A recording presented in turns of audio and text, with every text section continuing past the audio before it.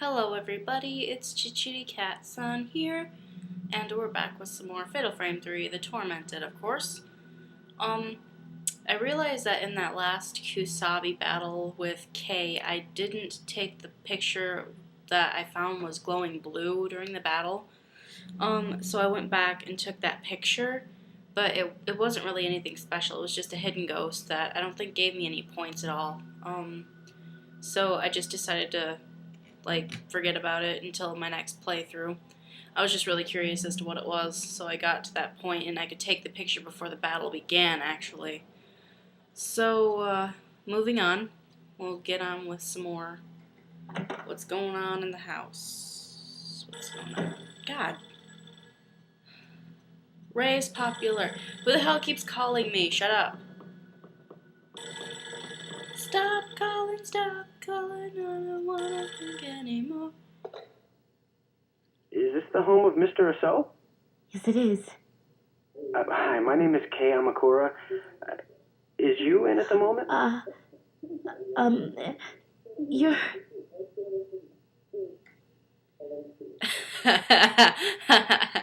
Oh, I see. I'm sorry, I didn't know. Yeah, because you didn't have the courtesy to frickin' look up an address, a phone number, anything, and call him, Ray. You're an idiot. Sorry, guys. That's my little rant. I was doing an investigation, and I lost contact with him.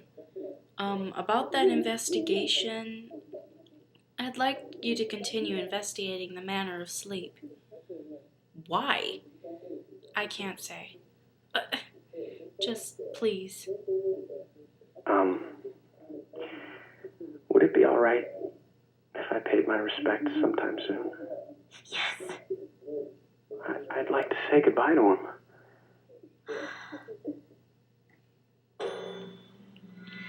Ray, you sounded a little... Okay, wait for it. Okay, nighttime. The manner of sleep. These tattoos, could they be a curse from the tattooed woman in the manor? When the tattoos spread, when the woman catches me, will I disappear like Oshino Takigawa did? And what of Mr. Amakura and Miku?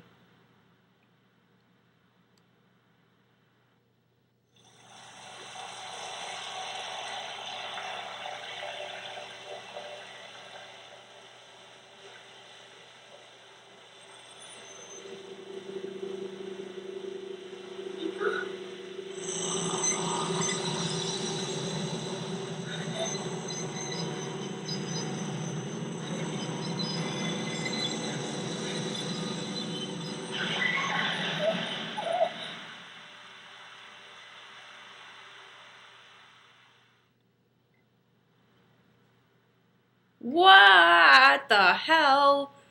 That looked like Blind Demon from Fatal Frame 1. Holy crap, but... anyway... I was gonna say that Ray sounded a little promiscuous there. Like, Yu's dead, let's go for K.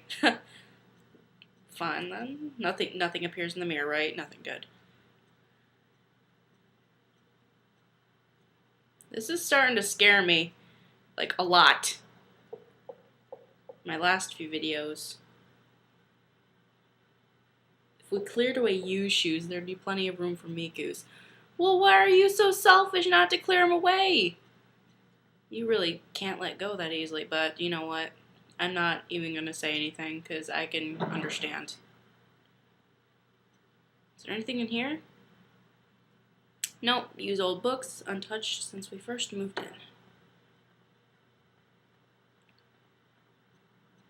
That stain's getting really bad. Space for storing and cleaning things and other tools. Still nothing. I do have that musty film, so I can develop some stuff here. There's stuff. So I guess we can go develop some film. No feet, right? No feet in here this time? Good lord. I wasn't paying attention, that's why it scared me so bad. So anyway, we'll develop some film. No roll of film. Yes, develop. This is Masumi Makimura from Fatal Frame 2, which was epic. The fallen man from inside the closet of the main hall. Had he gone missing too, I wonder? Maybe now I have this photo I can find something out about him. That's true. Oh, and this is the twins. Why do you need to develop it? It's clearly seeable that they're twins sitting there. Two girls have appeared, dressed in white. The sashes around their waists are joined by a red cord. Maybe I can learn something from this photo. Oh, the film has been developed. Yay! Onward. Miku, I have more stuff for you to research. Because you're better than Google. Come on, Miku, come on. There really isn't anything in this bathroom right now, is there?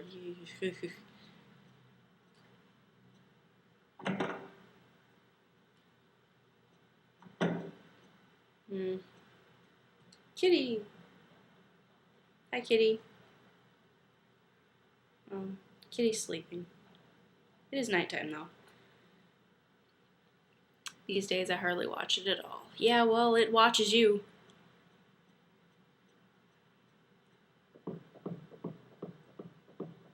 Going up. I'm gonna check around a couple other places. I'm gonna go to Yu's room first, just because. No, actually, I'm gonna go to Mika's room. She might give me something that leads for me to find something in Yu's room for research to read. You never know. Miku!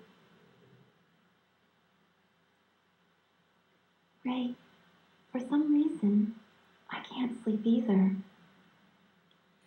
Oh, you poor thing. Ray, here. Here. This picture of the woman resembles the one in the story, so I gathered some data on it. The crawling woman. Associated with disappearances and spirited ways, there's an urban legend called the woman who crawls on all fours. In closed dark spaces under the floor or the ceiling or closet lurks a woman that crawls out every night cursing bitterly. That's the gist of it. Many urban legends of this type are based in fiction, novels, etc., and real incidents. As the story spreads, images people fear are added, and it becomes all the more legendized. For example, the story The Woman Who Crawls on All Fours is said to be based on the following disaster that actually occurred years ago. 1 month after the disaster, a woman's corpse was found in a ditch several miles from the disaster site. Evidence shows she was alive up to a few hours before she was found. It is thought to be an exaggeration since the story became legendized. That several people who lived where the woman was found and along the route to the disaster site say they heard a knocking sound in the night. There's also another version of this story that has been passed on. The part about the woman lurking in the floor or the ceiling, seeking help every night, is the same, but in this one the ending is that if you peer into the ceiling or floor, she will attack you. Thanks. Sorry for making you go through all this trouble. I'll hold on to these for a bit. Yikes. Ray, about that photo of the doll on the skewer, I wasn't able to find anything on it. I thought it may be similar to the legend of the straw dolls passed on in Tono? Anyway, it has something to do with folklore, so you might find something in one of Yu's books. See. Thanks. I'll go take a look. Here you go, Ray. I thought this might have some connection to that photo of the shrine carpenter. A shrine carpenter is a carpenter who specializes in building temples and shrines. Really now? How interesting. They were formerly called the temple and shrine carpenters, but when Shinto and Buddhism were separated in the Meiji period, 1860s, and the anti-Buddhist movement began, temple was removed from the name and they became shrine carpenters. Amongst themselves, they said, building mirror a house degrades one. Building mirror a house degrades one. Okay? And when they did not have a building contract, they would work in farming or the like, and with only limited site experience, refined their technique and skill. There were carpenters who only served the shrine, and special techniques, methods, and ways of mystic construction were passed on to that master builder. This photograph is of the framework, with the carpenters lined up and the master builder in the center. As in the picture, they wore white clothing and a court hat for the framework raising ceremony, but in old times they would wear white clothes during work as well as was said that a carpenter must worship the gods and Buddha. While this dress expresses piety, it may also have been a way for shrine carpenters to assert their pride and skill before others.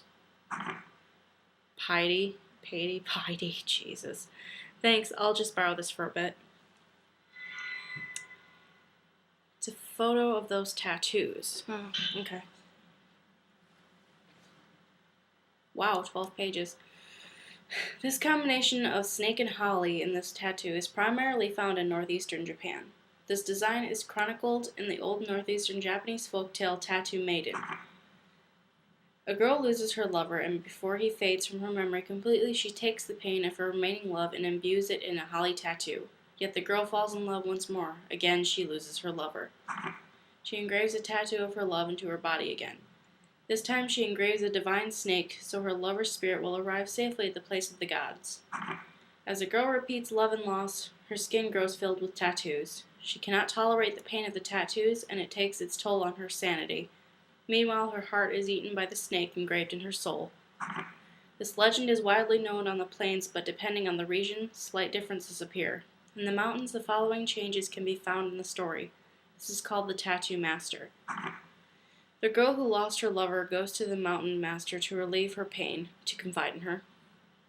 On hearing of the girl's pains, the master engraves the snake and holly on her own body and assumes the pain. The villagers, hearing of this, visit the master one after another to relieve their pains as well. Eventually, the master's entire body is covered with tattoos. She who took on so many pains gets trapped in sleep from the pain of the engraved tattoos and cannot wake. Finally, she is eaten by the tattooed snake. The story has one more version, this with an even more tragic ending. It is likely a story designed to teach a lesson. The master, covered in tattoos, goes as far as to tattoo Holly in her eyes. Then her tattooed eyes turn to mirror, and the pains engraved on the master are repelled back to the people who engraved them. In the end, every last person is eaten by the snake. The part about turning to mirror may come from how snakes' eyes were traditionally thought to resemble mirrors. Given the change in the story, it appears that when the tattoo master legend of the mountains spread to the plains, it became more fable-like. The story, with its priestess-like element of the master, was corrupted into a city girl's foolish love story.